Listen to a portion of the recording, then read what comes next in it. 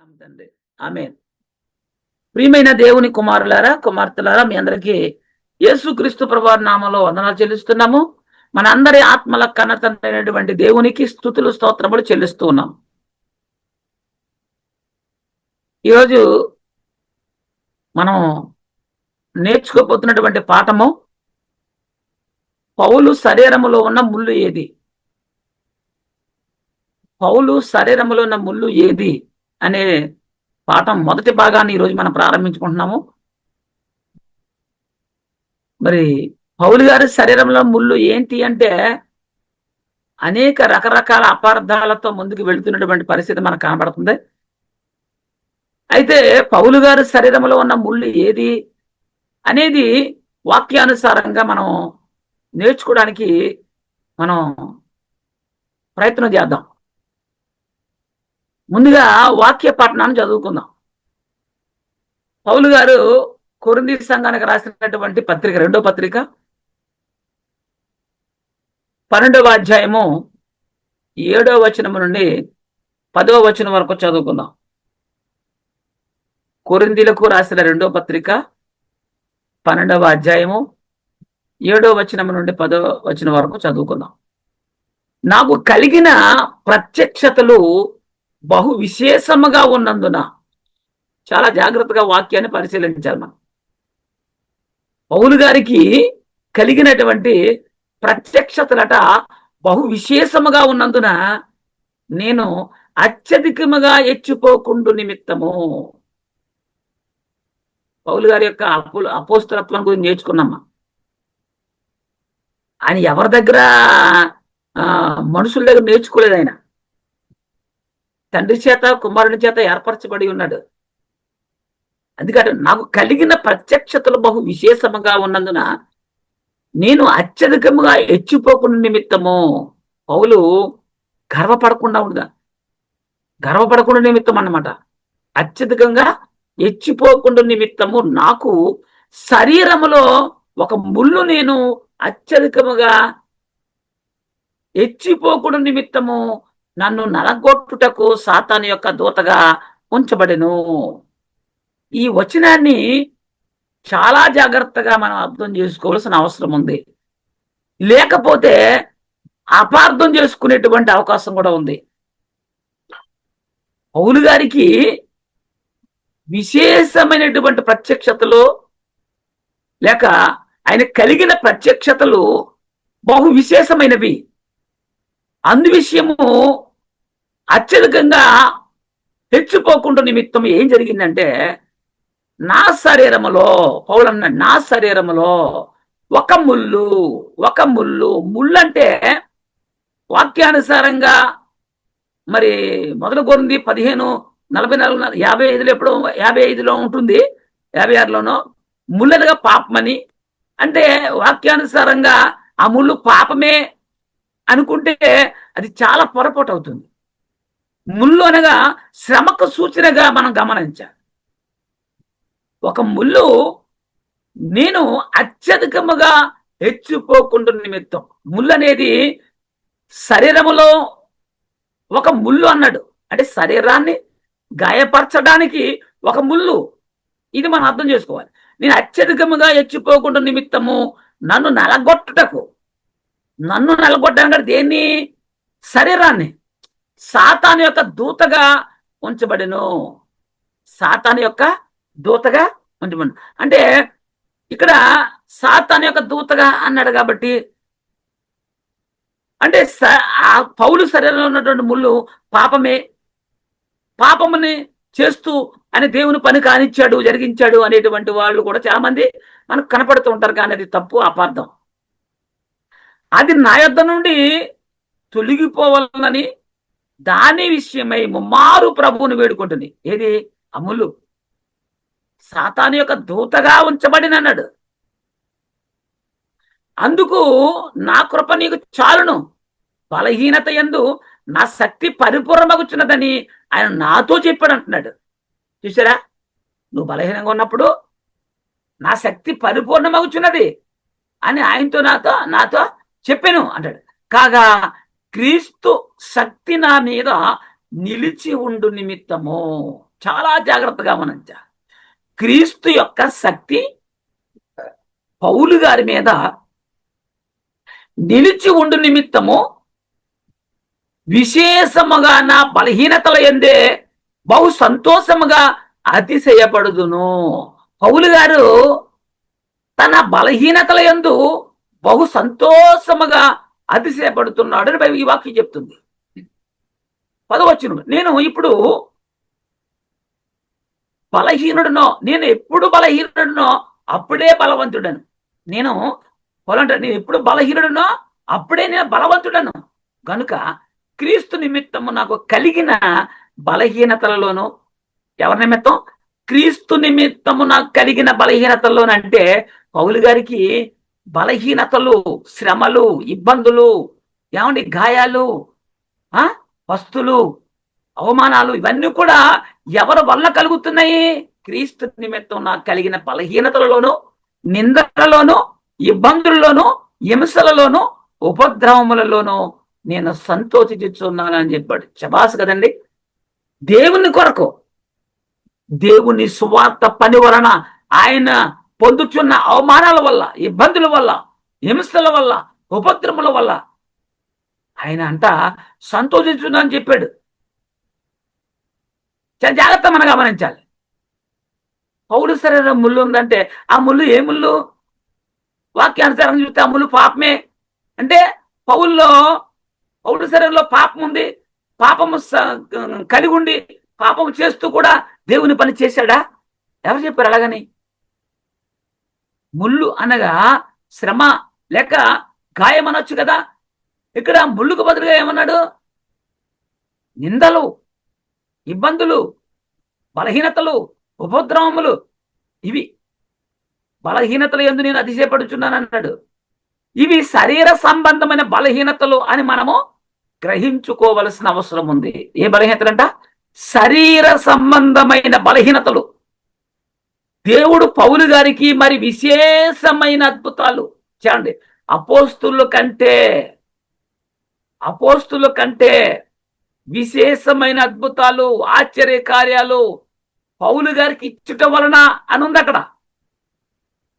అంటే వారికంటే ఎక్కువ ఈయనకి ఇచ్చారు కాబట్టి ఈయన ఆ పత్రికలు కూడా ఎక్కువగా రాయడం జరిగింది. దేవుడు విశేషంగా వాడుకున్నాడు ఆయన్ని, ఒక సాధనంగా వాడుకున్నాడు. అపోస్తులందరికంటే మరి ఎక్కువ పరిచర్య పౌలు చేశాడా అంటే చేశాడు. కొత్త నిబంధనలో ఎక్కువ పత్రికలు పౌలు గారు రాశారు. ఆయన రాసిన పత్రికలు 14 పత్రికలు.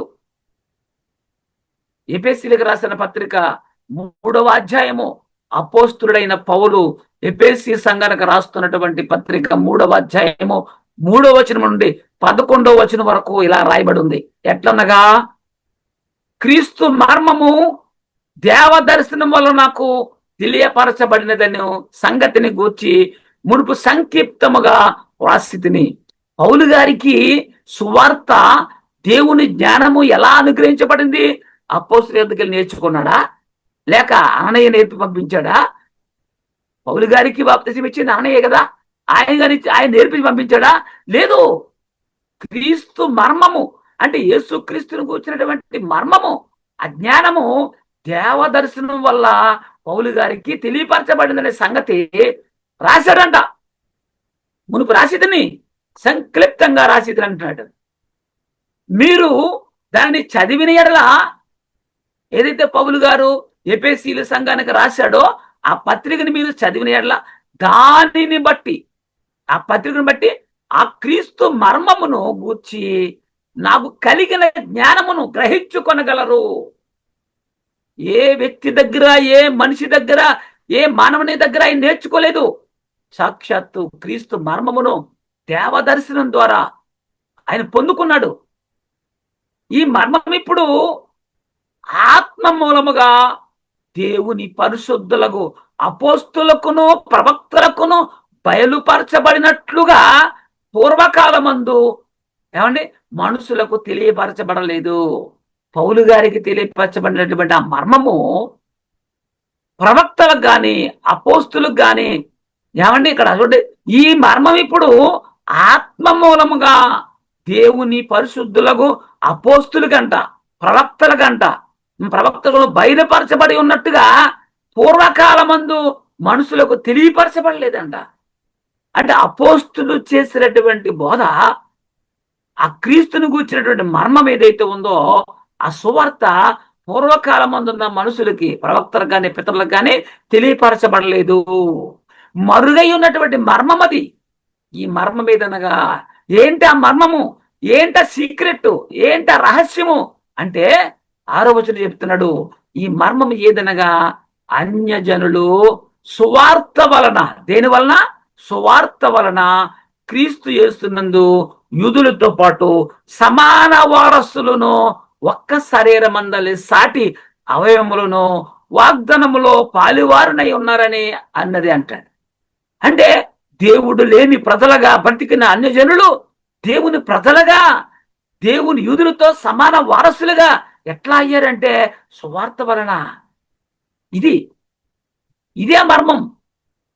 దేవుడు కార్యకార్యకు తన శక్తిని బట్టి నాకు అనుగ్రహించిన కృపావరము. దేవుడు ఎవరంట? కార్యకారి, కార్యములు జరిగించేవాడు ఆయన. అలా అనాది నుండి కూడా కార్యాలు జరిగిస్తున్నాడు ఆయన. దేవుడు కార్యకార్యకు తన శక్తిని బట్టి నాకు అనుగ్రహించిన కృపావరం. పౌలు గారికి దేవుని చేత అనుగ్రహించబడిన శక్తిని బట్టి నేను ఆ సువార్తకు పరిసారకుండా అయితేనే. అద్భుతం కదండి నిజంగా. మనుషులు కాదు, దేవుని కార్యకార్యకు తన శక్తిని బట్టి నాకు అనుగ్రహించిన కృపావరము చొప్పున నేను ఆ సువార్తకు పరిసారకుండా అయితేనే. దేవుడు మన ప్రభువైన యేసుక్రీస్తునందు చేసిన నిత్య సంకల్పము చొప్పున, దేవుడు ఒక నిత్య సంకల్పం, కొంతకాలం ఉండేది కాదు, నిత్యం ఉండే సంకల్పం. దేవుడు మన ప్రభువైన యేసుక్రీస్తునందు, క్రీస్తు యేసునందు చేసిన నిత్య సంకల్పము చొప్పున పరలోకములో ప్రధానులకును అధికారులకును సంఘము ద్వారా తన యొక్క నానా విధమైన జ్ఞానము ఇప్పుడు తెలియపరచబడవాలని ఉద్దేశించి. అంత అద్భుతం అండి. పరలోకములో ఉన్నారు ప్రధానులు, అధికారులు. అంటే ఎవరిళ్ళు? దేవదూతలలో కొంతమందిని దేవుడు ప్రధానులుగాను అధికారులుగాను పరలోకంలో నియమించాడు. వారు ఆ అధికారములుగా ప్రధానులుగా ఉండి పనిచేస్తున్నారు. అలాంటి వారంట ఇప్పుడు భూలోకములో ఉన్నటువంటి సంఘం ద్వారా తన యొక్క నానా విధమైన జ్ఞానముని ఇప్పుడు తెలియబడవలనని ఉద్దేశించి. అంటే వాళ్ళకు కూడా తెలియదు ఈ జ్ఞానం. ఆ జ్ఞానం ఇప్పుడు సంఘము ద్వారా వాళ్ళకి తెలియపరచబడి ఉంది, తెలుసుకోవలసి ఉంది. మరి 10వ వచనం, శోధింప శక్యము కాని క్రీస్తు ఐశ్వర్యము. ఏంటది? శోధింప శక్యము కాని క్రీస్తు ఐశ్వర్యము. మరి శోధింప శక్యము కాని క్రీస్తు ఐశ్వర్యమును అన్యజనులలో ప్రకటించుటకు. ఏది? సువార్త, రక్షణ సువార్త. మరి సమస్తమును అంటే సృష్టించిన దేవుని యందు, సమస్తమును సృష్టించిన దేవుని యందు పూర్వకాలము నుండి మరుగై ఉన్న ఆ మర్మమును గూర్చి. చూసారా?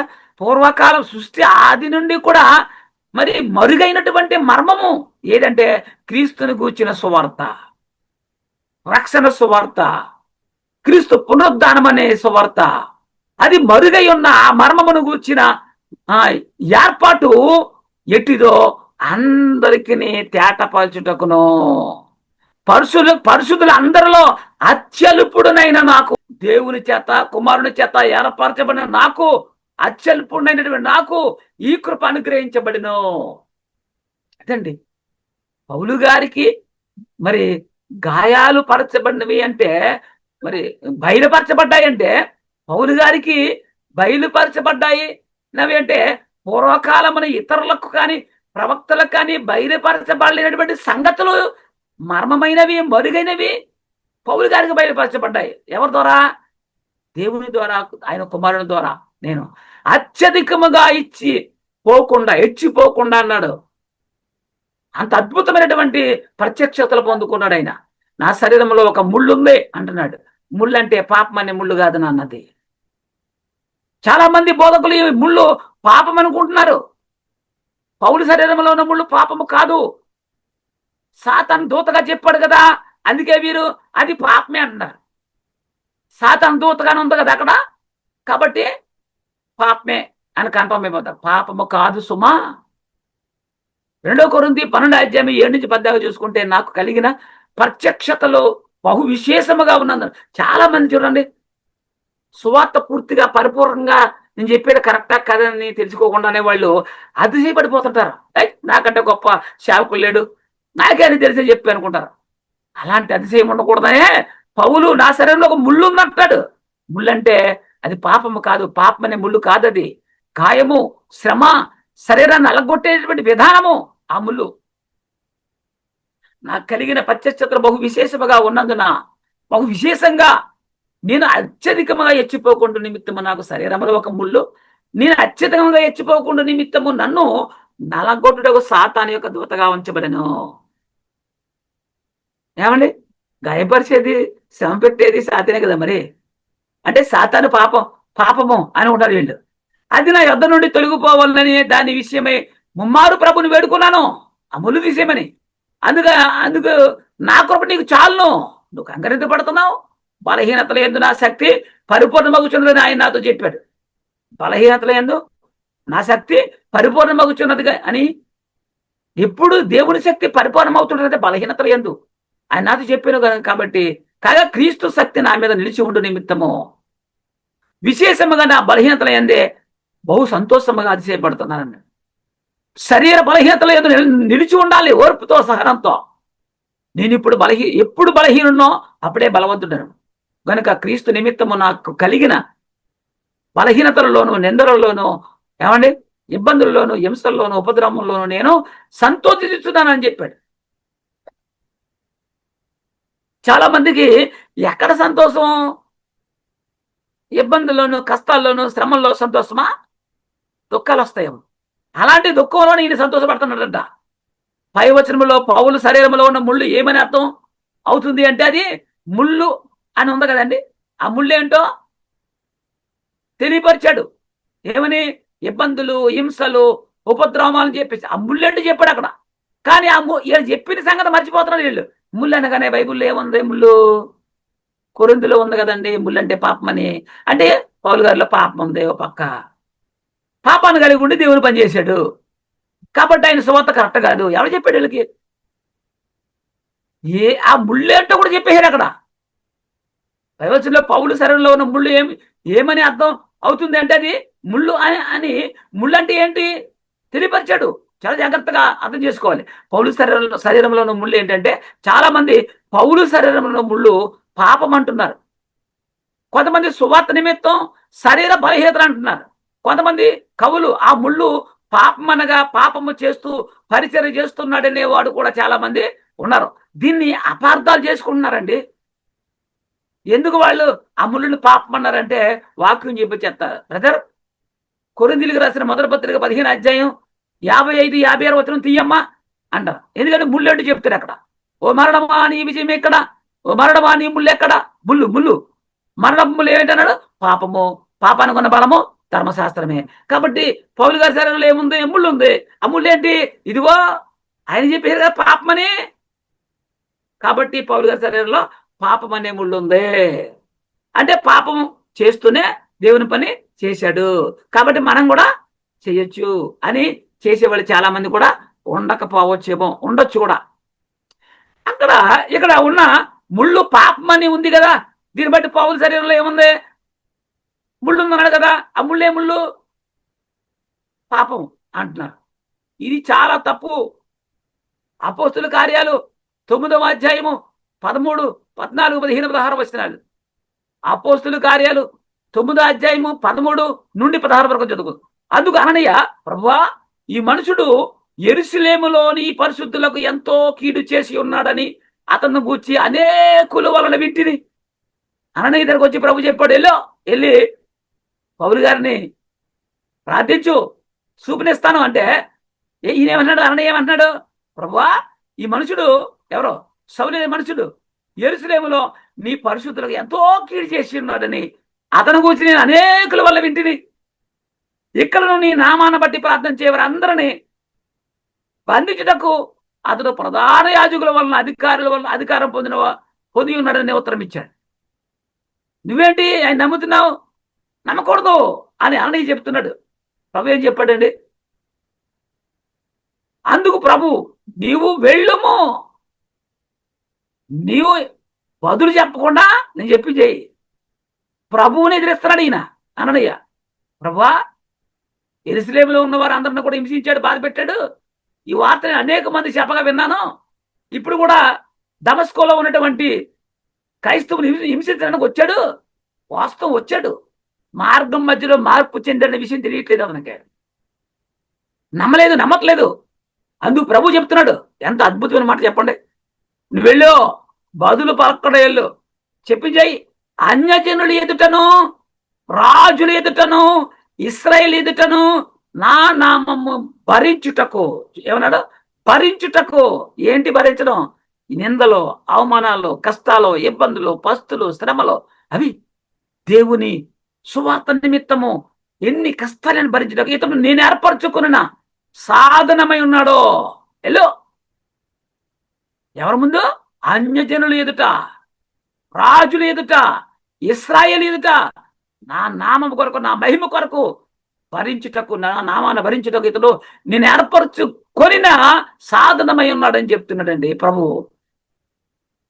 ఇతడు నా నామము కొరకు ఎన్ని శ్రమలను అనుభవింపవలనో నేను ఇతనికి చూపించుదునని అతనితో చెప్పాను. అంటే పౌలు శరీరంలో ముళ్ళు ఏంటి? శ్రమలో. ప్రభు చెప్పేశాడు. నమ్మనటువంటి అననీయతో చెప్తున్నాడు, ఎలో నేను ఏర్పరచుకున్న సాధనమైన ఇతడు నా నామము కొరకు ఎన్ని శ్రమలను అనుభవించవలనో నేను ఇతనికి చూపించును. ఎంతమందిని హింసించాడో ఆ హింస ఇతను చూడాలి, భరించాలి. ఇతను చూపించుని అతనితో చెప్పాడు. అంటే పౌలు గారి యొక్క శరీరంలో ఉన్నటువంటి ముళ్ళు లేఖనానుసారంగా ఆ ముళ్ళు పాపమే అనుకునే వారలారా, ఆ ముళ్ళు పాపం కాదు, శ్రమ. ఆ సంగతి పేరు 1 కొరింథీ 15:55-56 సంగతి పేరు. పౌలు గారి విషయంలో శరీరంలో ముళ్ళు ఉందన్నాడు కదా, ఆ ముళ్ళు సంగతి పేరు. ఈ జాగ్రత్తగా సందర్భాలు అర్థం చేసుకోవాలి. ప్రారంభంలో క్రీస్తు చెప్తున్నాడండి అననీయ గారికి. అననీయ నమ్మలేదు, ప్రభువుని ఎదిరిస్తున్నాడు. ప్రభా, ఎందుకయ్యా వెళ్ళమంటున్నావు?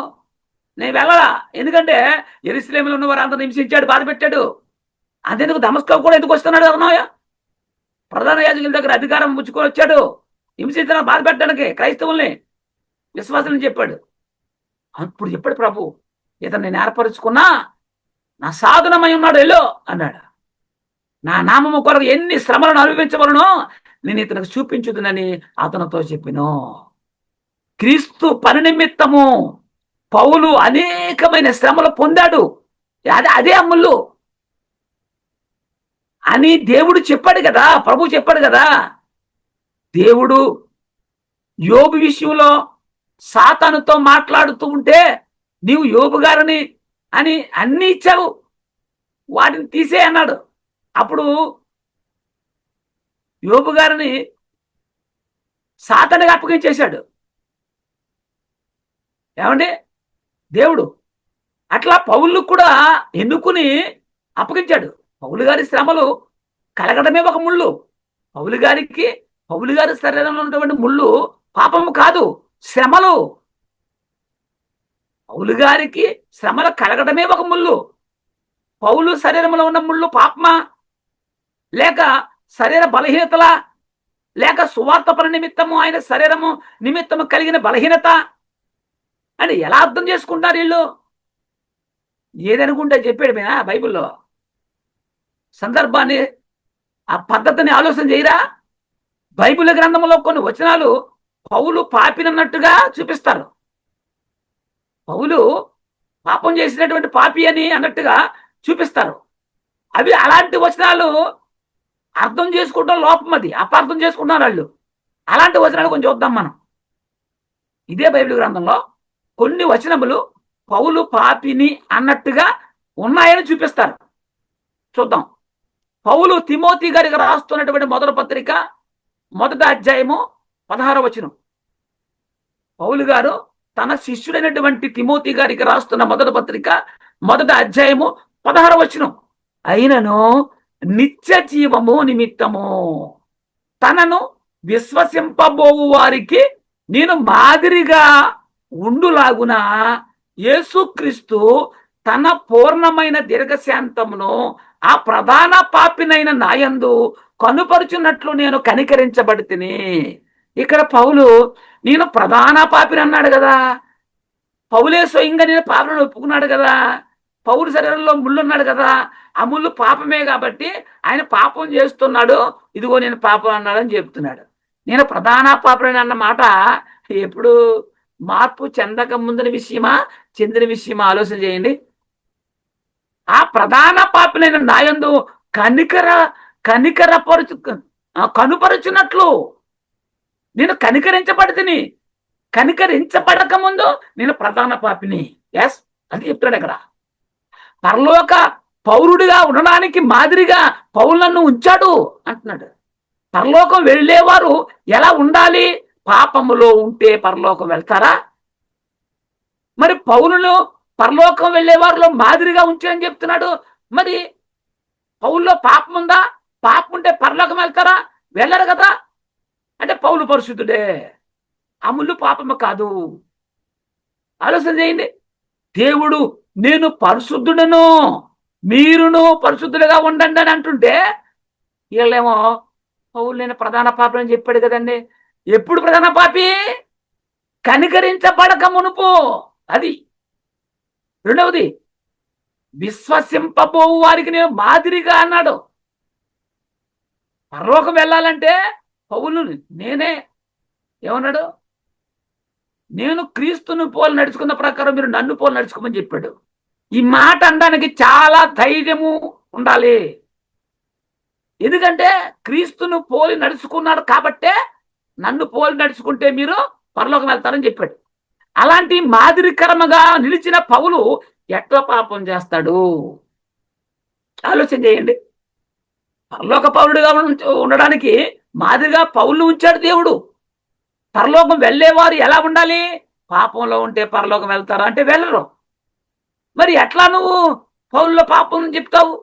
దేవుడు నేను పరిశుద్ధులను, మీరును పరిశుద్ధులుగా ఉండండి అన్నాడు.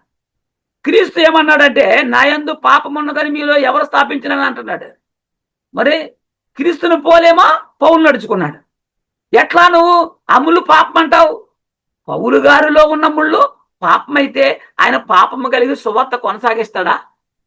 కొనసాగించాడా? ఒకసారి ఆలోచించు. అములు పాపమైతే ఏమండి తీర్పు చెప్పేవాడు పాపం చేసి తప్పు చేసి తీర్పు చెప్పగలడా? వినేవాళ్ళు ఏమంటారు? చాలా సులభంగా చూస్తారు. ఫిలిప్పీలకు రాసిన పత్రిక 3:17 ఏమన్నాడంటే, పౌలు గారు ఫిలిప్పీలకు రాసిన పత్రిక 3వ అధ్యాయం 17 వచనం, సహోదరులారా మీరు నన్ను పోలి నడుచుకొనుడి. ఎక్కడైనా సేవకులు బోధించేవాళ్ళు క్రీస్తుని పోలి నడుచుకోండి, క్రీస్తు నేనే మార్గము సత్యము జీవము అన్నాడు కాబట్టి మనం క్రీస్తుని పోలి నడుచుకోవాలని చెప్తారు. ఇక్కడ పౌలేంటి? మీరు నన్ను పోలి నడుచుకోమని చెప్తున్నాడు. అంటే నేను పాపం చేశానన్నా? ఆయన పరిశుద్ధుడు. సహోదరులారా మీరు నన్ను పోలి నడుచుకొనుడి, మేము మీకు మాదిరి ఉన్న ప్రకారము నడుచుకుని వారిని గురిపెట్టి చూడండి. పరిశుద్ధమైన ప్రవర్తన కలిగి నడుచుకుంటాడు కాబట్టి నన్ను మీరు గురిపెట్టి చూడండి అని చెప్తున్నాడు. పౌలు క్రీస్తుని పోలి నడుస్తున్నాడు. ఆ గురిపెట్టి చూడండి అన్నాడు అక్కడ ఆయన. అది ఫిలిప్పి 4:9 కూడా పౌలు ఫిలిప్పీలకు రాసిన పత్రిక 4:9 కూడా ఏమన్నాడు? మరియు మీరు నా వలన విని నేర్చుకొని అంగీకరించితిరో, నా యందు ఉన్నట్టుగా ఏవి వింటిరో ఏవి చూచితురో అట్టి వాటిని చేయుడి. అట్టి వాటిని చేయుడి. పౌలు పాపం చేస్తా శుభాతం చెప్తే పాపం చేస్తావు నువ్వును అంటే పౌలు పాపం చేశాడు కదా. నేను ప్రధాన పాపను ఒప్పుకున్నాడు కాబట్టి పాపం చేస్తున్నాడు, పాపం చేస్తూ సువార్త చేస్తున్నాడని చెప్పేటువంటి కొంతమంది అపార్థం చేసుకుని వాక్యాన్ని బోధించే వాళ్ళు కూడా ఉన్నారు. తప్పది. ఎందుకంటే ఈయన కనికరించబడక ముందు స్థితిని జ్ఞాపకం చేస్తున్నాడు. కనికరించబడిన తర్వాత పరిశుద్ధుడు. చూడండి, ఏవి వింటిరో ఏవి చూచితిరో నా యందు, పౌలు యందు అట్టి వాటిని చేయండి అన్నాడు. అప్పుడు సమాధానకర్తకు దేవుడు మీకును తోడైనను. దేవుడు తోడై ఉండాలంటే పాపం చేస్తున్నప్పుడు దేవుడు తోడుగా ఉంటాడా? ఏ లేఖనం చెప్పండి అలాగా ఎక్కడుంది? నా యందు ఉన్నట్టుగా అంటే ముళ్ళు పాపం ఉంది కదా. ఓ పక్క పాపం చేస్తూ దేవుని పని చేశాడు, మనం దేవుని పని చేస్తూ పాపం చేయొచ్చు, తప్పు కాదు అనుకునే వారులరా వాక్యాన్ని సరిగ్గా అర్థం చేసుకోండి. ఆ ముళ్ళు పాపము కాదు, శ్రమలు. అలాగనే పౌలు గారు తెస్సలోనికి సంఘానికి రాస్తున్న మొదటి పత్రిక 1వ అధ్యాయం 6వ వచనం. పౌలు గారు తెస్సలోనికి సంఘానికి రాస్తున్నటువంటి మొదటి పత్రిక 1వ అధ్యాయం 6వ వచనంలో ఏమని చెప్తున్నాడు? పరిశుద్ధాత్మ వలన కలుగు ఆనందముతో గొప్ప ఉపద్రవమందు మీరు వాక్యమును అంగీకరించి మమ్మును ప్రభువును పోలి నడుచుకుని వారైతిరి. ఎవరో? తెస్సలోనికలో ఉన్నటువంటి సంఘం అంట ఏమన్నారు? గొప్ప ఉపద్రవమందు మీరు వాక్యమును అంగీకరించి, అంటే పౌలు గారు చెప్పిన సువార్తను నమ్మి అంగీకరించి మమ్మును ప్రభువును పోలి నడుచుకున్న వారైతిరి. అంటే వీళ్ళు చెప్పిన మాట ప్రకారంగా మరి ప్రభువుని పోలి అని ఉంది, మమ్మునని ఉంది అక్కడ. అంటే ఈ పాపం చేస్తున్న పాపం అది. ఎలా? మీరు పౌలు ప్రభువును పోలి నడుస్తున్నాడు, మమ్మును ప్రభువును పోలి నడుచుకోండి అంటున్నాడు. పౌలు శరీరంలో ముళ్ళుంది, ఆ ముళ్ళు పాపము కాదు, పాపము కాదు.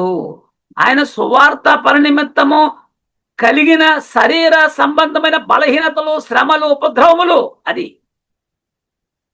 పౌలు ఎఫెసీయులకు రాసిన పత్రిక, ఎఫెసీ సంఘానికి రాసిన పత్రిక 5వ అధ్యాయము 25 నుండి 27 వరకు చదువుతాం. అద్భుతమైన మాటలు. నిజంగా మాట్లాడుతూ ఉంటే గూస్బంప్స్ వస్తున్నాయి నిజంగా మాటలు. దేవుని అద్భుత జ్ఞానం, మరుగైన మర్మము ఆయన బయలుపరచబడింది. పురుషులారా, మీరును మీ భార్యలను ప్రేమించుడి, అటువలే క్రీస్తు కూడా సంఘమును ప్రేమించి, సంఘాన్ని క్రీస్తు ప్రేమించాడంట. ఎలా? అది కళంకమైనను ముడతైనను అటుది మరి ఏదైనా లేక పరిశుద్ధమైంది గాను నిర్దోషమైంది గాను మహిమగల సంఘము గాను ఆయన తన ఎదుట దాన్ని నిలబెట్టుకున్న వాళ్ళని వాక్యముతో ఉదక స్నానము చేత, దేంతో?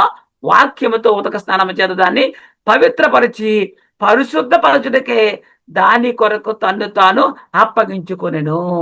అది సంఘాన్ని పవిత్రపరచడం కోసం, పరిశుద్ధపరచడం కోసం తన్ను తాను శిలువ మరణానికి అప్పగించుకున్నాడండి. పవిత్రుడుగాను పరిశుద్ధుడుగాను ఉండడానికి క్రీస్తు తన్ను తాను శిలువకు అప్పగించుకున్నాడు సంఘం కొరకు. పౌలు క్రీస్తును పోలి నడుచుకుంటున్నాను అంటున్నాడు. అయితే క్రీస్తు కూడా పాపం చేస్తూ ఉన్నాడా? పౌలేమో క్రీస్తును పోలి నడుచుకున్నానని చెప్తున్నాడు. మరి క్రీస్తుని పోలి నడుచుకున్న పౌలు ఎలా పాపం చేస్తాడు? చేసే అవకాశం ఉందా? అములు పాపమా? అములు పాపము కాదు. పౌలు తెస్సలోనిక సంఘానికి రాస్తున్న మొదటి పత్రిక 4వ అధ్యాయం. పౌలు తెస్సలోనిక సంఘానికి రాస్తున్న మొదటి పత్రిక 4వ అధ్యాయము మొదటి 2 వచనాలు.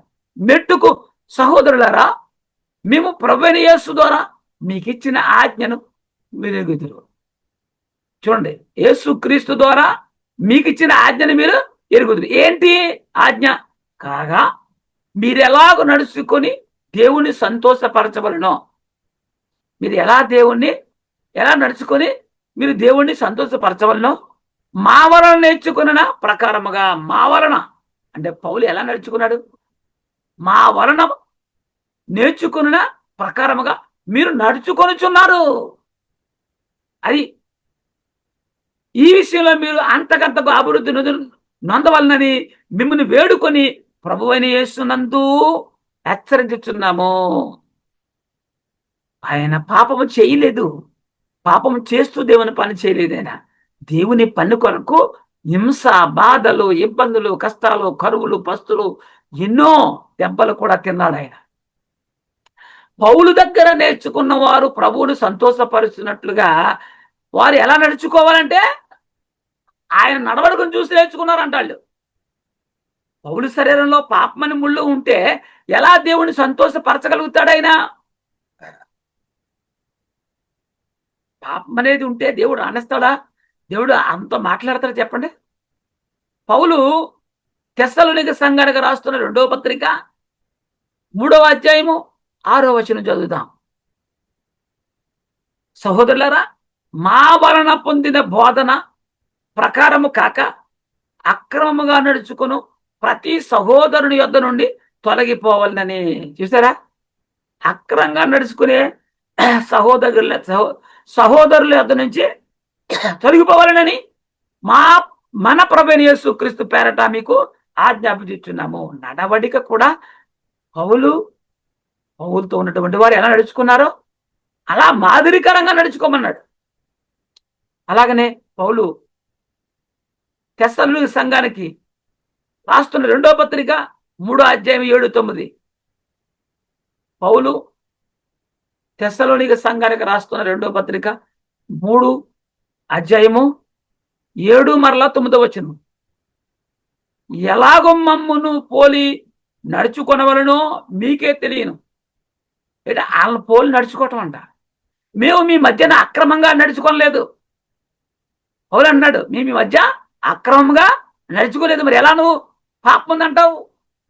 మీరు మమ్మల్ని పోలి నడుచుకున్న మమ్మల్ని మేము మాదిరిగా, అంటే ఎదుటివాడు చూసి ఇలా బ్రతకాలి, ఇలా నడవాలి, ఇలా జీవించాలన్నట్టుగా ఒక మాదిరికరంగా కనుపరుచుకున్నట్టుకే ఇలాగ చేసేదము కానీ మాకు అధికారం లేదని చేయలేదంటాడు 9వ వచనంలో. ఏమండి? 7వ వచనం ఏమన్నాడు? ఎలాగ మమ్మను పోలి నడుచుకునే వల్ల మీకే తెలియను, మేము ఈ మధ్యన అక్రమంగా నడుచుకోలేదు అన్నాడు. 9వ వచనంలో కూడా మీరు మమ్మల్ని పోలి నడుచుకున్న వల్లని. ఎవరు చెప్పాడు వీళ్ళకి అమూల్య పాపమని? మమ్ముని మేము మాదిరిగా కనపరుచుకున్నట్టుకే ఇలాగూ చేసేదము కానీ మాకు అధికారము లేదని చేయలేదు అంటారు. పౌలు, ప్రభువా నా పాపము తీసివేయి అంటే ప్రభు ఏమేమో అది అలానే ఉంచు, నువ్వు మామూలుగానే కొనసాగంటాడా అండి? ప్రభువా నా పాపం తీసేయి అంటే ప్రభువా పర్లేదు పాపం తీసేయవలసిన అవసరం లేదు, నువ్వు మామూలుగా పని చేయి అంటాడా? స్వార్థ పని. మరి ఎలా పౌలు పాపంలో కొనసాగుతున్నాడు? దేవుని పరిచర్య ఎలా చేశాడని ఈ మాటలు చెప్తున్నారు వీళ్ళు. పౌలు శరీరంలో ముళ్ళు పాపము అనేవాళ్ళు జాగ్రత్తగా గమనించండి. ఆ ముళ్ళు వాక్యంలో ఉంది కదా పాపమని, అది వేరు, ఇది వేరు. యేసుక్రీస్తు వద్దకు వచ్చిన మనము పాప విషయమై చనిపోతున్నాము. ఏమంటే లేదా? చనిపోతున్నాం. ఎక్కడ చనిపోతున్నాం మనం అంటే బాప్తిస్మం చనిపోతున్నాం. అలా చనిపోకపోతే నువ్వు పాపివే. రోమపత్రిక 6వ అధ్యాయము పౌలు రోమియోకు రాస్తున్న పత్రిక రోమపత్రిక 6వ అధ్యాయము మొదటి 2 వచనాలు. అలాగైనా ఏ మందుము కృప విస్తరించవలనని పాపమందు నిలిచి ఉందుమా? పౌలు గారు పోదా పాపమందు నిలిచి ఉందుమా అంటే ఆయన నిలిచి ఉండలేదు. పాపమందు పాపాన్ని విడిచిపెట్టేశాడు. అట్లా రాదు. పాపం విషయమై చనిపోయిన మనము ఇక మీద ఎలాగ దానిలో జీవించుదుము? పాపం విషయమై చనిపోయాడు, కొత్తగా నవీన స్వభావం ధరించుకున్నాడు ఆయన. పౌలు బాప్తిసం తీసుకున్నాడా లేదా అంటే తీసుకున్నాడు. ఎవరిచ్చారు? అననీయ. బాప్తిసంలో ఏం జరిగింది పౌలు విషయంలో? పౌలు పాప విషయంలో చనిపోయి ఉన్నాడు. అలాంటి పౌలులో పాపములు ఎలా ఉంటుందండి? ఎలా పాపం అమలవుతుంది అతనిలో? తప్పుగా ఊహించుకున్నారు చాలా మంది. పౌలే పాపం చేశాడు, పాపం అనే ముళ్ళు పౌల్లో ఉంది, మనలో ఉంటే ఏం పోద్దని సేవ చేసే సువార్థికులు కూడా ఇదే కొనసాగుతున్నారేమో. చాలా పొరపాటు. పాపం బాప్తిసం తీసుకునేటప్పుడు పౌలు మరణంలో చనిపోయాడు కదా. అక్కడ పాపక్షమాపణ జరిగిపోయింది కాబట్టి ఆ ముళ్ళు ఇంకా ఆయన ఎందుకుంటది? ఆ ముళ్ళు పాపం కాదు. శరీరము నలగొట్టుకోవడానికి ఆ ముళ్ళు. కొరింథీయులకు రాసిన 2వ పత్రిక 7వ అధ్యాయము 1-2 వచనాలు చూస్తే, ప్రియులారా, మనకు ఈ వాగ్దానములు ఉన్నవి గనుక దేవుని భయముతో పరిశుద్ధతతోను సంపూర్తి చేసుకొనుచు శరీరమునకును ఆత్మకును కలిగిన సమస్త కల్మసము నుండి మనలను పవిత్రులుగా చేర్చుకుందాము. మరి పౌలు గారు మీరు పరిశుద్ధపరచబడండి, కల్మసం లేనివారుగా ఉండండి చెప్పి బోధించి ఆయన పాపం చేస్తాడా? మమ్ముని మీ హృదయములలో చేర్చుకునుడి, ఎవరికి అన్యాయము చేయలేదు, ఎవరిని చెరపలేదు, ఎవరిని మోసమో చేయలేదని చెప్తున్నాడు. ఆలోచన చేయండి. అలాగనే పౌలు తెస్సలోనిక సంఘానికి రాస్తున్న 1వ పత్రిక 4వ అధ్యాయం 3-7 వచనం. తెస్సలోనిక సంఘానికి రాస్తున్నటువంటి పత్రిక 4వ అధ్యాయం 3-7 వచనం. మీరు పరిశుద్ధులగుటియే అనగా మీరు జాగ్రత్తమునకు దూరముగా ఉండుటయే దేవుని చిత్తం. ఏడి తెస్సలోనిక సంఘం మధ్య నిలబడి మీరు పరిశుద్ధులగుటియే, జాగ్రత్తమునకు దూరంగా ఉండడమే దేవుని చిత్తం అని చెప్పి ఈయన జాగ్రత్తం చేస్తాడా? ఈయన పాపం చేస్తాడా? ఆలోచన చేయండి. 7వ వచనం, పరిశుద్ధులగుటకే దేవుడు మనల్ని పిలిచిన గాని అపవిత్రులుగా ఉండడానికి పిలవలేదు. పౌలుని క్రీస్తు ఎందుకు పిలిచాడు? అపవిత్రులుగా ఉండడానికి పిలిచాడా? పరిశుద్ధులుగా ఉండి ఆయనకు ఒక సాధనంగా ఎన్నుకున్నాడు. అది కొరింథీయులకు రాసిన 2వ పత్రిక 5వ అధ్యాయం 9వ వచనం. 5:9. కావున దేహమందున్నను దేహమును విడిచినను ఆయన కిష్టులమై ఉండవలనని మిగులు అపేక్షిస్తూ ఉన్నామంటాడు. ఈ శరీరంలో ఉన్నప్పుడు కూడా, శరీరాన్ని విడిచినప్పుడు కూడా ఎవరికి ఇష్టలుగా ఉండాలి? దేవునికి ఇష్టలుగా ఉండాలి. పాపం చేస్తే ఉంటామా ఇష్టలుగా? ఆలోచించు. ఆ ముళ్ళు ఎలా పాపం అన్నారు వీళ్ళు? మొదటి తెస్సలోనిక సంఘానికి రాస్తున్న పత్రిక, పౌలు తెస్సలోనిక సంఘానికి రాస్తున్న 1వ పత్రిక 5వ అధ్యాయం 14 వచనం. 5:14. సహోదరులారా, మేము మీకు బోధించినది ఏమనగా అక్రమంగా నడుచుకున్న వారికి బుద్ధి చెప్పుడి. ఏంటి? అక్రమంగా నడుచుకున్న వారికి బుద్ధి చెప్పడని చెప్పి ఈయన అక్రమంగా నడుచుకుంటాడా?